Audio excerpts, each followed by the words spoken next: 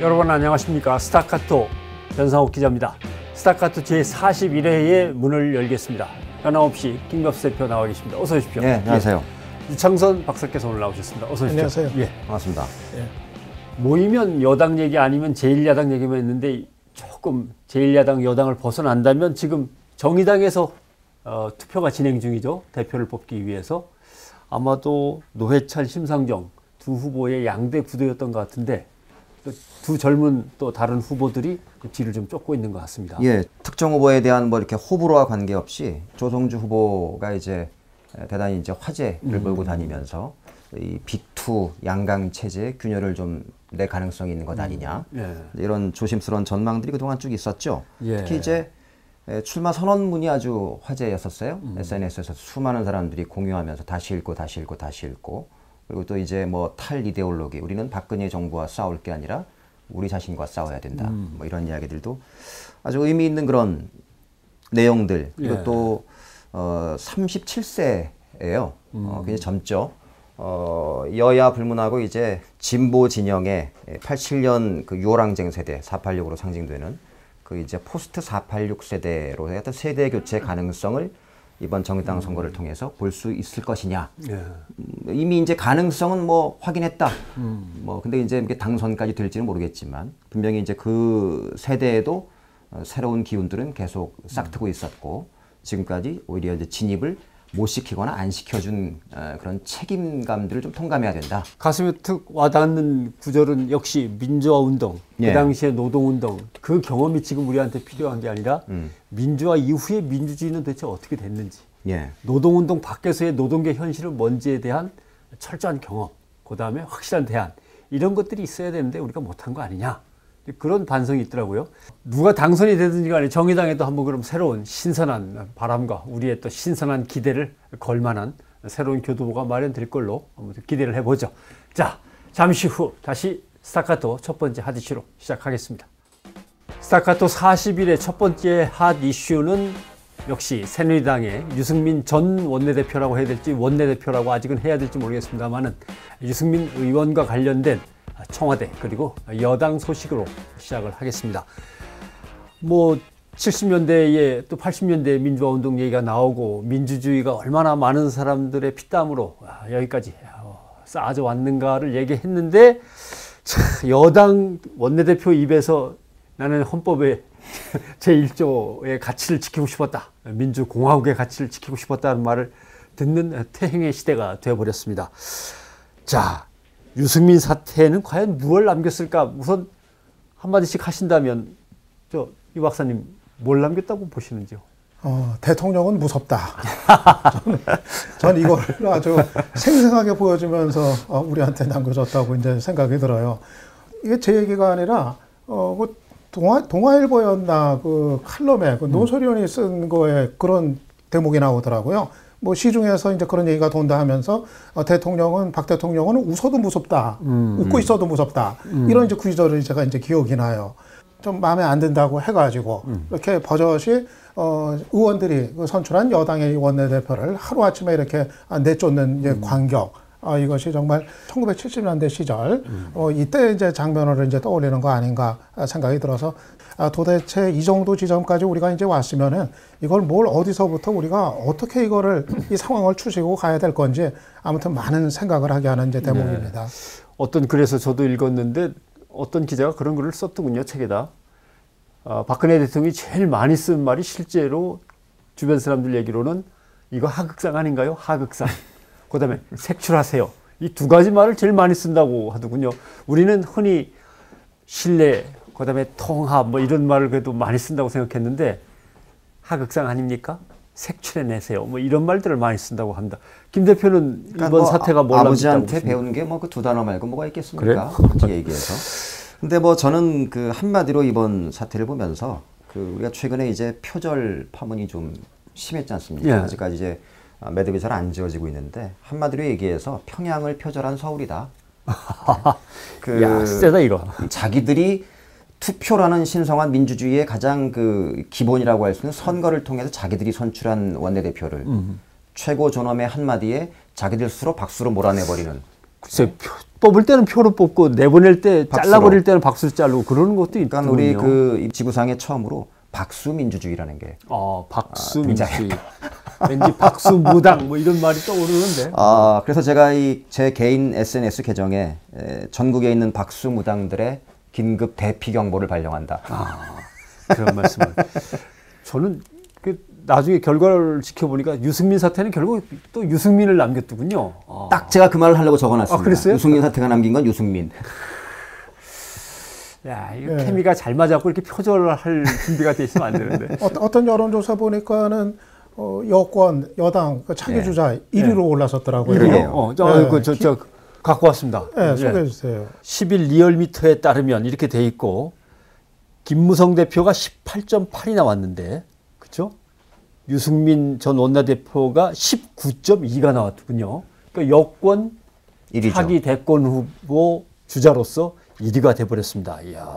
그러니까 저희가 지난주 이 프로그램 하면서 결국은 유승민 대표가 이 껄끄러운 당청 관계라는 것 때문에 끊임없이 계속 이대로 가지는 못하니까 결국 사퇴해야 되는 건 아니라는 걸로 내몰리게 될 거다. 그럼에도 불구하고 유승민은 우뚝 솟아나게 될 것이다. 누구나 할 수 있는 전망이었습니다만 그렇게 예측을 했었는데 결국 이제 그렇게 됐죠. 그렇게 됐는데 저는 이제 유승민 대표의 그 사임 기자회견을 보면서 기자회견 한 날 사실은 그 원내대표 연설문을 다시 한번 읽었어요. 화면을 틀어놓고 사실 보면서 읽었거든요. 그게 44분 분량이에요. 야, 다시 봐도 감동적이더군요. 사실은. 그러면서 이제 그 원내대표 그 교섭단체 대표 연설과 이 원내대표 사임 기자회견문이 수미상관하고 있다. 멋진 연설로 들어와서 멋진 연설로 나가고. 그러니까 앞뒤에 본인이 얘기하는 그 맥락이 일치한다는 거죠. 이제 민주주의의 가치와 헌법이란 무엇이며 이런 얘기들 이제 사실 원내대표 그 교섭단체 대표 연설 보면은 제일 많이 사용하는 언어가 합의란 단어였어요. 합의란 단어를 끊임없이 사용하거든요. 이 양반이. 이제 그러면서 한 가지 저는 큰 미덕이 유승민이라는 사람이 모르고 그런 거면 성품이 훌륭한 거고 알고 그런 거면 굉장히 무서운 사람인 건데 뭐냐면은 원내대표 대표 연설할 때도요.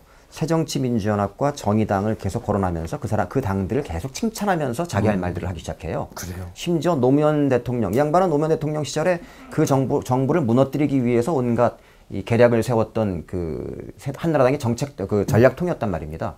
그럼에도 불구하고 이제 연설을 하는데 끊임없이 이제 그 양극화 해소를 위해서 노력했던 노무현 대통령의 노력에 자기는 경의를 표하면서 이런 식으로 이제 하면서 본인의 얘기를 하기 시작합니다. 그러면 설득력이 있어지죠. 퇴임 연설에도 누구를 공격하거나 누구를 뭐 이렇게 저주하고 증오하는 말들은 없습니다. 근데 누가 봐도 그 연설문 속에는 저거는 박근혜 대통령을 겨냥해서 하는 말이구나 라고 하는 걸 알 수 있게 연설을 하잖아요. 박 대통령 표정이 좀 시시각각으로 좀 막 바뀌었을 것 같아요.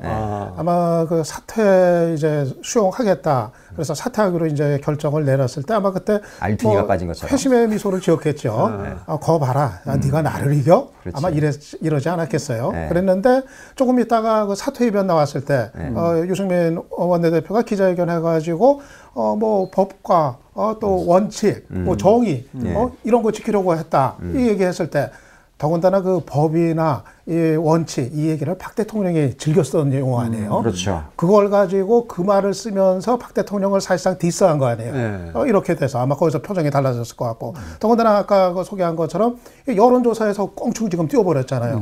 그러니까 이게 참 묘하게 돼버린 것이 박 대통령은 유승민이라는 정치인을 정치적으로 이제 끝을 내버리려고 심판해달라 이러면서까지 나섰는데 원내대표직 물러나게까지는 했지만은 이래 그냥 대선 주자 반열에 그냥 아주 도약을 이제 해버린 거예요. 그러니까는 박 대통령 입장에서는 원내대표직에서 쫓아내는 건 달성했지만은 정작 유승민이라는 인물을 아주 그 큰 거물 정치인으로 이제 키워놓은 이런 이제 상황이 이제 돼버렸으니까 아마 지금쯤 상당히 또 화를 참고 있지 않을까 싶어요. 내가 이겼는데 왜 이렇게 되지 하면서 근데 이 화가 또 쌓이면 이제 그 다음에 또 누구한테 갈지 모르겠어요. 그러니까 이제 음모론들이 늘 횡행하는 나라잖아요, 우리나라가. 오죽하면 이제 이런 음모론도 있더군요. 김 대표가 횡행시키시는 게 아니고. 저는 뭐 음모론을 경계하는 사람입니다. 음모론을 뭐 저는 뭐 그러지는 않습니다. 어떤 음모론들이 이제 그 코믹하게 돌아다니냐면 이게 박근혜 대통령의 정권 재창출 고도의 전략이다. 너무 결국 어렵다. 이런 식으로 유승민을 키워준 거다. 근데 거기에 댓글들이 재밌어요. 그렇게 머리 좋은 분은 아니다. 아무튼 5%대에서 19%대로 껑충 뛰었으니까 야, 이건 참 엄청나게 한 주간 사이에 뛴 건데 그러니까 말이죠. 보통 이제 어떤 선거에 출마하려고 할 때, 특히 이제 광역단체장 정도 되는 이런 거 출마하려고 할 때 제일 먼저 조사하는 게 이제 인지도 조사를 먼저 합니다. 인지도, 인지 호감도, 비호감도, 그 다음에 이제 여러 가지 이제 이 어떤 PI, 퍼스널 아이덴티티를 갖다 뭘 찾아낼 건지에 대해서 끊임없이 이제 조사들 하는데, 그럴 때 현지에서 국회의원을 한 2번 정도 하고 현역 단체장, 뭐 시장, 광역시장 이런 것들 한 2번까지 한 사람의 인지도도 70%를 잘 넘지 못해요. 생각보다 그렇게 높진 않거든요. 근데 그런 점에서 저는 이번 한 2, 3주간의 파동을 통해서 유승민이라는 사람의 인지도가 한 20, 30%밖에 안 됐던 사람이 거의 70% 육박하는 어마어마한 인지도를, 그것도 대부분 인지 비호감도가 아니라 인지 호감도를 얻었다는 점에서 이거는 뭐 누가 원튼 원체나튼 최고의 마케팅, 어떤 결과적으로 유승민 마케팅이었다. 네, 이렇게 되면 아마 앞으로 여권 내에서 유승민 의원에 대한 이제 견제가 지금부터 또 시작이 될 거다. 이렇게 봐야 될 것 같아요. 아마 청와대하고 뭐 친박 쪽에서 집중 견제를 할 겁니다. 더 이상 크지 못하도록. 이번에 더구나 마지막 정리하면서 잘못했다는 얘기 한마디도 안 했잖아요. 사실 여당 정치인이 그런 일 때문에 물러났을 때는 다들 대통령께 사과드린다 이 얘기 하고 물러나거든요. 근데 끝까지 그 얘기를 안 했어요. 그러면서 오히려 더 좀 약 올리는 듯한 이런 얘기들을 했으니까 아마 다음번 총선 공천 방법만 있으면은 못 받게 아마 그렇게 할 가능성 크다고 봐요. 그렇죠. 근데 거기서만 견제하는 게 아니라 이 지지율이 워낙 뛰었기 때문에 저는 김무성 대표로부터도 미묘한 견제가 앞으로 있지 않을까 생각합니다. 그렇죠. 유승민이 어쩔 수 없이. 너무 커버려가지고 자기 경쟁자가 되면 이거 안 되겠다. 그래서 저는 이번에 마지막에 그렇게 매몰차게 잘라버린 거에는 그런 것도 묘하게 작용했을 가능성이 있지 않을까. 너무 크면 안 되고 이쯤에서 한번 꺾어놓을 필요가 있다. 이렇게 생각하는데 아마 이 두 사람 사이의 어떤 묘한 견제 이것도 또 관심사가 될 것 그러니까 같아요. 지금 평균 지지율이 19.2%를 기록해서 여권 주자로서는 1위가 됐는데 대구 경북에서는 자기 지역구라 그런지 26.3이 나왔고요. 광주 전라 쪽에서는 27.7, 대전 충청 세종 이쪽 충청 지역에서는 23.9 이렇게 나왔습니다. 그러니까 결국은 경남 쪽, 부산 쪽, 서울, 경기, 인천 쪽 이쪽에서는 뒤졌어도 호남과 영남을 두루 이제 엄청난 지지도를 받는 거죠. 이제 그 데이터가 좀 재미있는 점들이 이제 숨어 있습니다. 그게 뭐냐면 그 여론조사에서 가장 큰 의미는 물론 이제 어떤 전제들이 있냐면은 여론조사는 기본적으로 그 당시에 조사할 당시에 언론 노출 빈도라든지 이런 거에 정비례합니다. 일단 최근에는 뭐 모든 뉴스와 방송들이 뭐 톱 뉴스가 유승민이었으니까 높아질 수밖에 없는 그런 플러스 알파 거품은 분명히 있을 수 있다. 이제 앞으로 이제 거품이 좀 빠지는 그런 조정의 시기는 분명히 거치겠지만 어쨌든 이렇게 치고 올라온 이상 그 존재감이라는 것들이 쉽게 사그라질 만한 거품은 아니다. 원래부터 낭중지추였고.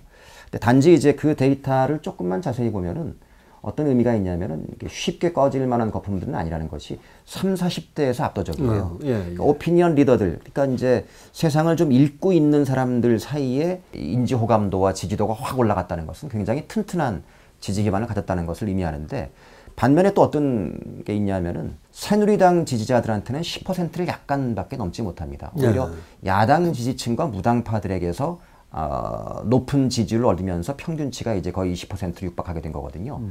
그 점은 새정치연합이라든지 야권 성향의 지지층 또는 중도 성향에서 박근혜 정부와 박근혜 대통령의 행태에 대해서 실망하거나 분노를 느끼는 사람들이 야당한테 기대와 관심들 마음을 주지 않고 유승민이라는 사람을 안티테제로 바라보기 시작했다는 거예요.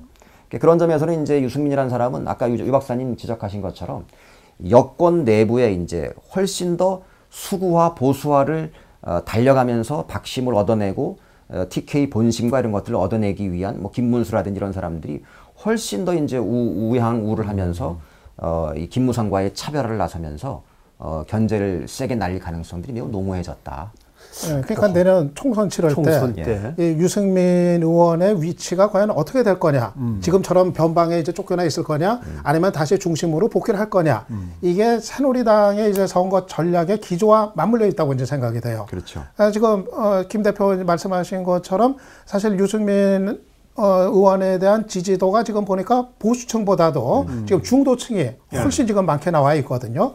그러면은 새누리당이 내년 총선 치를 때 보수층이 중심으로 해서 보수층이 똘똘 뭉치는 식으로 선거를 치를 거냐, 아니면은 외연을 넓혀서 중도층을 최대한 끌어들이면서 치를 거냐, 이 선택에 따라서 유승민 의원의 위치가 달라질 것 같은데, 근데 우리가 상식적으로 생각하면 선거에서 이기려고 하면은 결국 중도층을 끌어와야 된단 말이에요. 그렇죠. 야당하고 이제 그 경쟁을 결국 이제 벌이고 나는 거 아니에요. 그렇게 보면은 지금은 저렇게 내쫓았는데 선거가 다가올수록 그래도 유승민이 있어야 되는 거 아니냐. 전 이 목소리가 힘을 받게 되지 않을까, 좀 그렇게 생각을 저도 해요. 상당 부분 그 부분에 이제 동감하는데요. 일단 그 여당과 야당의 가장 근본적인 차이는, 여당은 콘크리트 지지층이 있습니다. 확실하게 본인들을 지지했을 때 그 사람들의 정서와 또는 그 실질적인 이해와 요구에 반영하는 그런 나름대로 클래스 보팅이 이루어지고 있으면서도 플러스 알파를 더 가지고 있는 아주 두터운 지지층이 강고하게 형성되어 있는 반면에, 야당은 그런 지지층이 이미 붕괴된 지 오래돼 있거든요. 지금 그 같은 조사에서 정당 지지율 조사를 보면은 박근혜 대통령에 대한 그 국정 수행 지지 평가는 30대 초반임에도 불구하고 새누리당은 40%를 넘어가요. 근데 새정치연합은 23%밖에 되지 않거든요.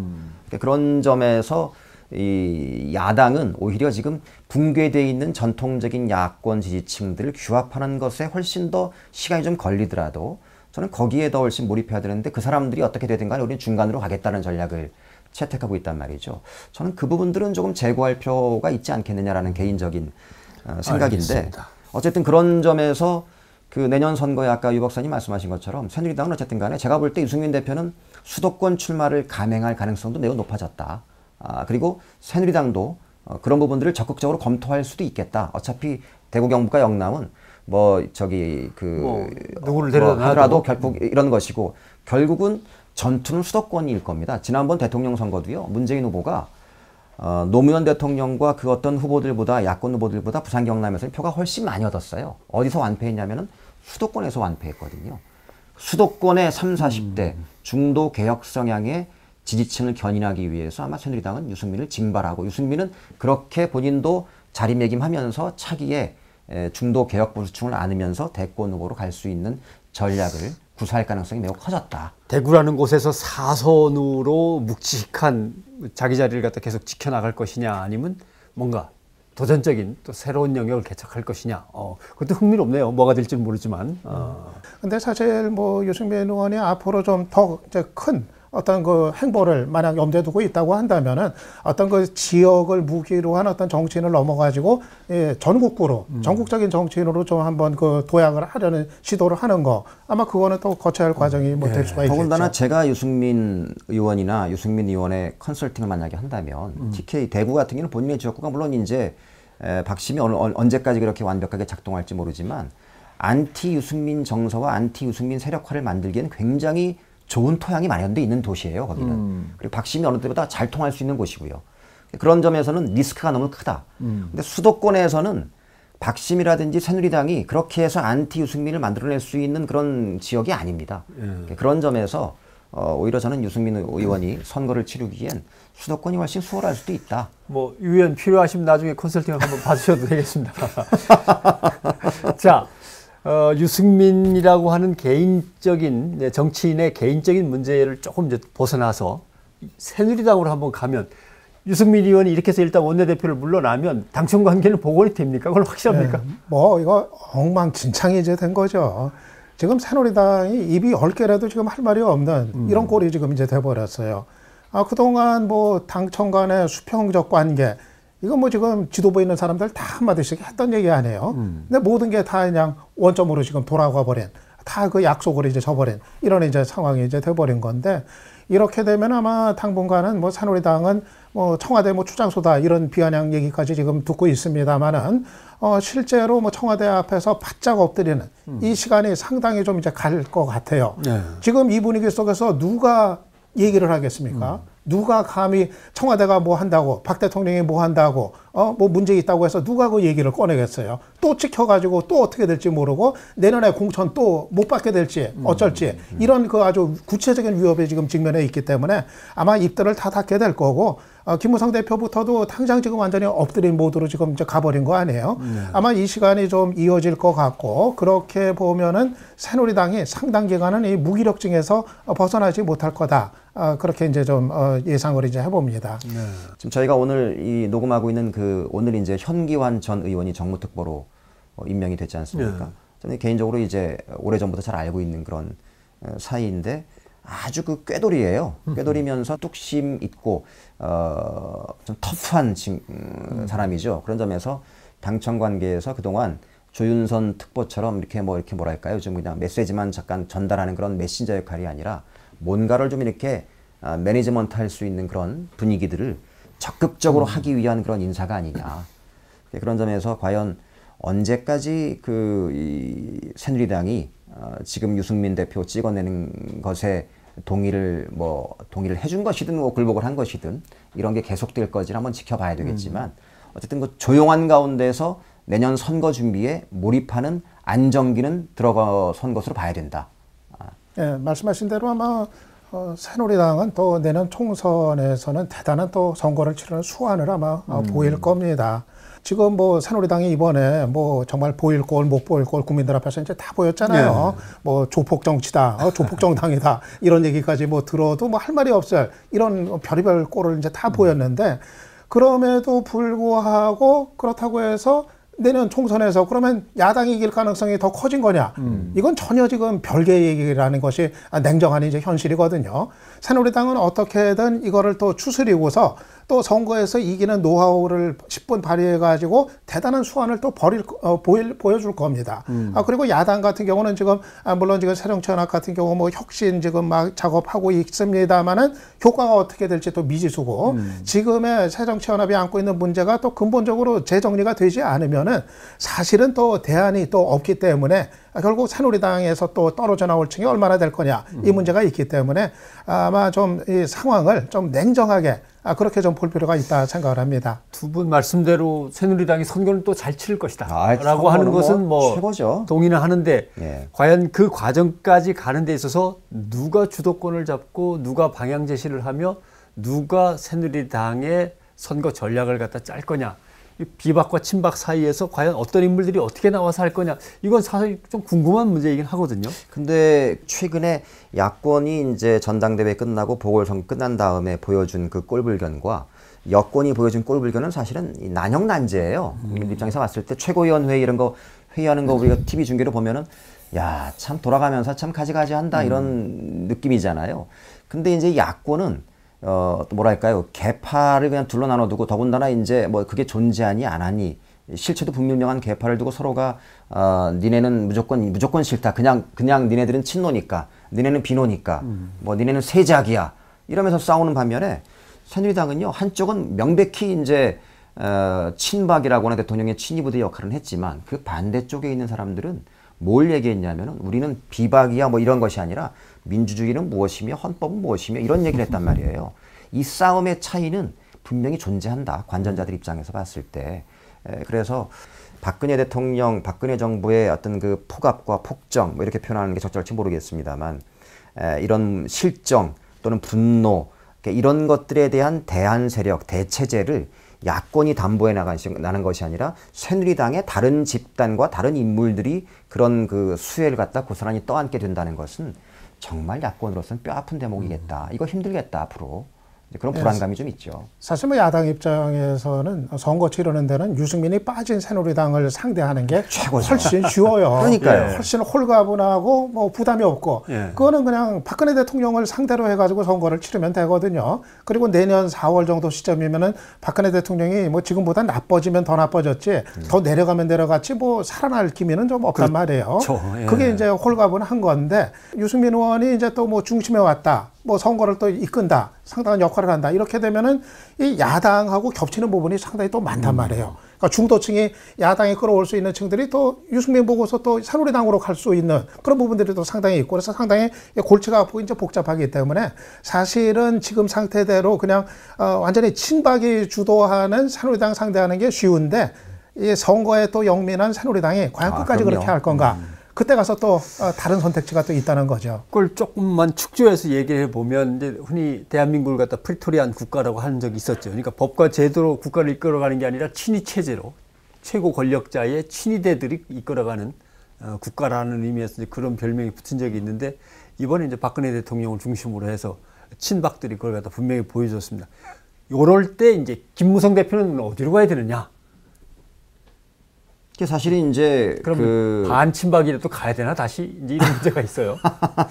그 당을 김무성 이끌어야지. 대표가 이제 그래서 지금 이제 길을 잃었죠. 지금 교차로에 서 있는 거죠. 교차로에 서 있는데 어쨌든 저희가 이제 전망하기로는 유승민 대표가 물러났을 때 이게 이제 순망치한 효과가 좀 있을 거다. 그래서 유승민 대표가 물러나는 순간 바로 이제 본인의 타겟이 되든가 본인의 당장 지금 아이고 내가 이제 끊임없이 이제 화살을 내가 다 맞게 생겼구나라는 지점. 근데 거기까지 가지 않더라도 이미 이 전투의 과정 속에서 심한 내외상을 가장 많이 입은 건 누가 뭐래도 김무성 대표다 이미. 김무성 대표다. 그래서 살아남더라도 2달 전에 한 달 전에 김무성은 아닐 것이다. 김무성 대표가 뭐 이번에는 이제 도리가 없다. 내가 질 수밖에 없다. 이렇게 이제 판단을 한 것 같아요. 네. 그리고 그렇게 일단 되면은 유승민을 내쫓는데 자기도 가세를 하면은 결국 순망치한 때문에 네. 나도 상당 기간은 결국은 대단히 어려울 거다. 하지만 도리가 없으니까 그것까지 다 받아들이기로 감수하기로 하고서 그런 이제 선택을 한 거로 이제 생각이 돼요. 다만 이제 총선 때가 되면 어떻게 할지 이건 조금 또 다른 문제가 될 것 같아요. 일단 지금은 때가 아니니까 자기가 지고서 이렇게 가는데 이제 공천 문제가 걸릴 때 그때는 아마 얘기가 또 다를 수 있을 것 같아요. 이번에도 아마 그 주변 사람한테 얘기하면서 만약 이 공천을 건드린다면은 그때는 나도 가만히 안 있겠다. 이런 얘기를 한 거로 이제 뭐 전해지고 있는데 기사에서 모르겠어요. 진짜 그때 그렇게 할지 아니면은 그때도 또 도리 없다 그렇게 갈지 모르겠지만은 근데 이번에 이게 유승민 원내대표하고 이게 너무 선명하게 대비가 된 것 같아요. 그러니까요. 예, 이게 참 김무성 그 대표한테는 이 부담이 됐던 게 이게 너무 극적으로 대비가 되다 보니까 한 사람은 좀 어떤 새로운 정치의 모습. 근데 김무성 대표는 옛날 정치의 모습. 그러니까 주군이 엎드리라고 하면 무조건 엎드리는 이런 어떤 방식. 이거를 이제 선택을 한 거기 때문에 이 대비 자체가 결국 앞을 내다봤을 때는 김무성 대표한테 좀 큰 부담이다. 그렇게 생각이 이제 돼요. 그 유승민 대표의 사퇴 기자회견문에 이런 얘기가 있잖아요. 오늘 아침 여의도에 오는 길에 지난 16년간 매일 스스로에게 묻던 질문을 또 했습니다. 나는 왜 정치를 하는가? 정치는 현실에 발을 딛고 열린 가슴으로 숭고한 가치를 추구하는 것입니다. 진흙에서 연꽃을 피우듯 아무리 욕을 먹어도 결국 세상을 바꾸는 것은 정치라는 신념 하나로 저는 정치를 해왔습니다. 그 이 얘기 속에 저는 사실은 그 헌법 1조에 지엄한 가치보다 이 대목에 사실은 굉장히 감정이입이 좀 많이 됐었어요. 그러니까 유 대표가 왜 청와대에서 발끈한 다음에 백도로 고개를 숙였잖아요. 허리를 숙였지 않습니까? 그런 비굴함을 감내해도 결국은 연꽃을 피워서 내 신념을 발휘하는 것이 정치일 거다. 일단은 생존보다 위대한 건 없다 정치에서 라고 했는데 결국은 그럼에도 불구하고 그게 불가능하다면 그러나 그냥 물러나지 않고 그냥 깨끗하게 원칙을 얘기하고 물러나겠다는 길을 택했는데 김무성 대표도 지금은 어쨌든 그때 백도처럼 고개를 숙이던 유승민 대표의 액션을 한 번 더 가고 있는 거죠. 근데 김 대표는 유 대표하고는 어떤 차이가 있냐면은 공천권이라는 게 있습니다. 아까 유 박사님 말씀하신 것처럼 일단 내년 총선 때까지 살아남는 것이 김무성한테는 내가 지금 니들이 나한테 아무리 욕을 하고 막 손가락질을 해도 결국 내년 4월에 총대는 내가 가지게 될 거다. 그때 보자. 그런 다음에 여전히 대선까지 시간은 있다. 라고 생각하는 게 김무성으로는 최고의 선택지였었지. 지금 같이 고개 빳빳하게 쳐들고 나 장렬히 전사하겠다. 이렇게 한 다음에 그 뒤에 도모할 만한 그런 정치적인 기회는 없었을 거다라고 판단하는 게 맞았겠다. 본인 스스로. 그래서 이건 외통수였던 것 같아요. 김무성 대표한테는. 외통수. 자, 그래도 이제 남은 과제는 그러면 새 원내대표는 누구를 할 거냐? 뭐 얘기는 이주영 전 장관의 추대론도 나오고, 그다음에 뭐 원유철, 주호영, 예, 정책위 의장, 그다음에 검사 출신의 장윤석, 그다음에 충청권에서 또 한 분이 또 뭐 나오지 않겠나 이런 어떻게 보십니까? 네, 원유철 의원이 좀 오늘은 유력하게 검역이 그래요? 되는 것 같아요. 네. 아무래도 좀 개파색이 좀 엷고 또 수도권 출신에다가 거기에다가 이제 유승민 원내대표 때 같은 정책위 의장으로 이제 파트너였으니까 좀 그 유승민 그 퇴장에 대한 어떤 그 충격을 좀 완화시키는 이런 것도 있어서 좀 유력하게 지금 이제 꼽히고 있는 건데 근데 저는 뭐 누구냐 이전에 이렇게 이제 합의 추대하기로 이렇게 결론이 이제 나버린 분위기. 그래서 경선에 나가겠던 뭐 심재철 의원 같은 경우도 이제 포기를 했잖아요. 예. 출마 안 하겠다고 포기를 하고. 이 광경 자체가 지금 새누리당이 당장 그 효과가 이렇게 이제 무기력하고 침체된 거로 이제 나타나고 있구나. 이거를 이제 실감케 하는 것 같아요. 사실은 좀 경선하고 자유롭게 뭐 경쟁하고 뭐 이렇게 해야 되는 것이 뭐 정상적이고 이제까지는 그게 이제 당연히 그렇게 해야 되는 걸 생각했던 건데 하루아침에 이제 경선은 부담스럽고 이렇게 합의 추대를 할 수밖에 없는 현실. 이거는 이번에 그 집권 여당의 이 정당 민주주의라는 게 박 대통령이 이 흔들어 놓은 이 판 때문에 얼마나 이 뒷걸음질 쳤는가 이거를 좀 여실히 확연시키는 것 같아요. 사실은 코미디 같은 일이죠. 선출로 해서 그 선거를 통해서 권력 교체를 하는 것이 민주주의의 출발점이잖아요. 근데 그 부분들을 솔직히 이제 포기한 거 아닙니까? 그런 점에서 사실 이제 말씀하신 것처럼 정당 민주주의가 이미 뭐 수십 년 전 사실 뭐 유정회하고 뭐 다를 바 없는 행태잖아요. 본인들도 정체성을 유정회로 알고 있는 것 같아. 난 내가 보기에는.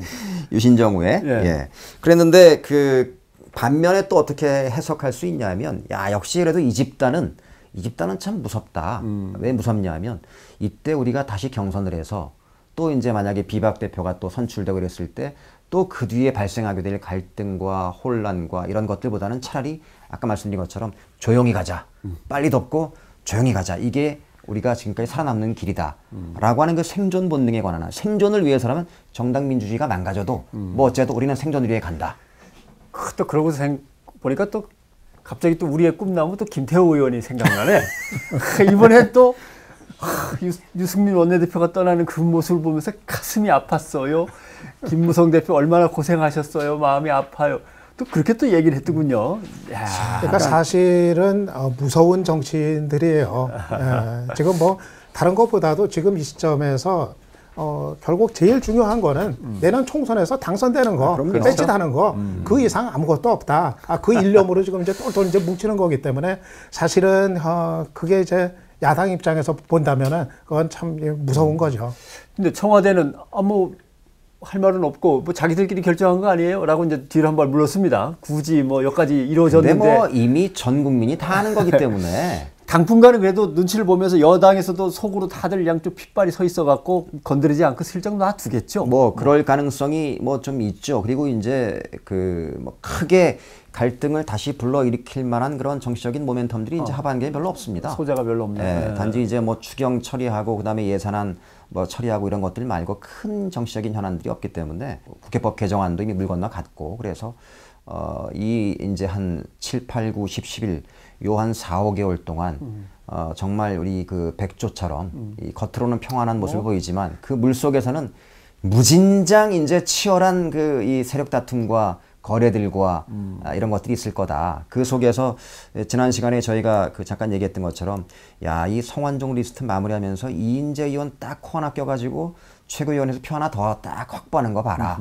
이해운 의원이 엊그제 인터뷰에서 그런 얘기를 했잖아요. 검찰을 이용해서 의원들의 이 마음을 돌리고 뭐 이런 주장을 물론 확인된 건 없습니다만 그런 심증을 가지고 있다.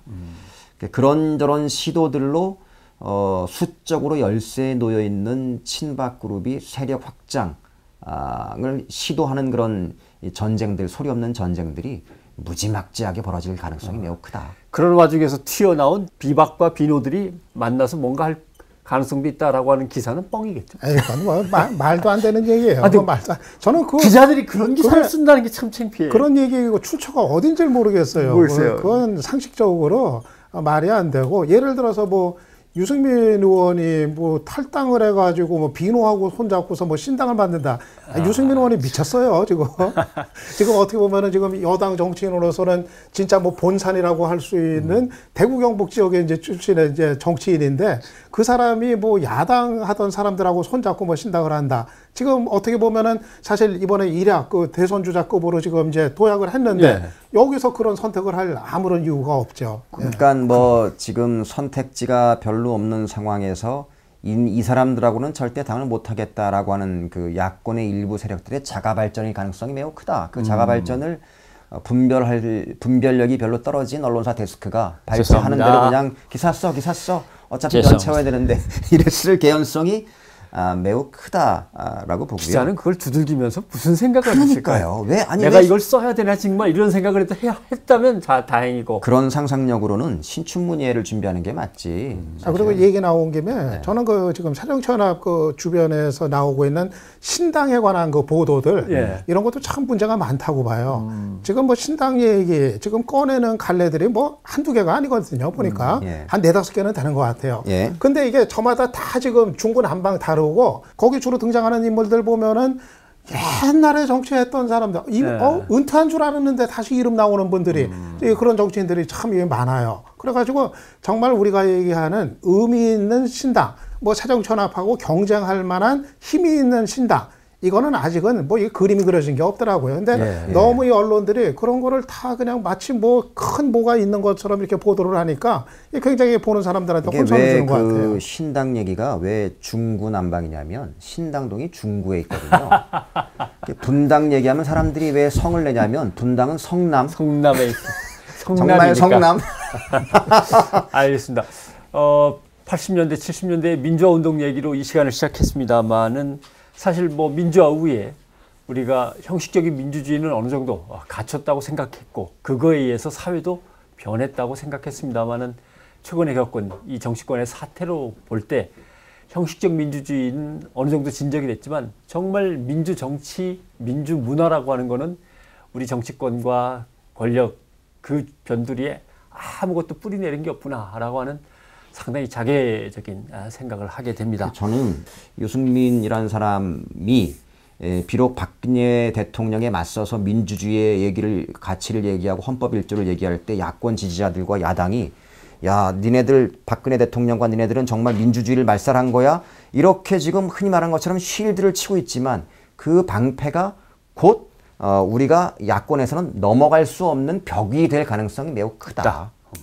그런 점에서 정말 이악 물고 치밀하게 준비하지 않을 때는 또다시 15년, 20년 보수 정권 하에서 살아야 될 가능성이 매우 커지지 않았느냐.